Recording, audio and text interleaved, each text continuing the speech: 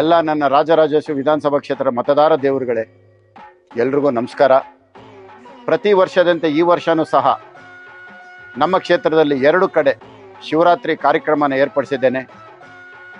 ಒಂದು ಜ್ಞಾನಭಾರತಿ ವಾರ್ಡ್ ಮಲ್ಲತಳ್ಳಿ ಕೆರೆ, ಮತ್ತಿನ್ನೊಂದು Mattikere JP park ward. ಭಾಳ ಅದ್ಧೂರಿಯಾಗಿ ಈ ಬಾರಿ ಕಾರ್ಯಕ್ರಮ ಮಾಡ್ತಾ ಇದ್ದೀವಿ. ತುಂಬ ಅದ್ಧೂರಿಯಾಗಿ ಕುಟುಂಬ ಸಮೇತ ತಾವೆಲ್ಲರೂ ಬರಬೇಕು, ಈ ಕಾರ್ಯಕ್ರಮನ ವೀಕ್ಷಣೆ ಮಾಡಬೇಕು.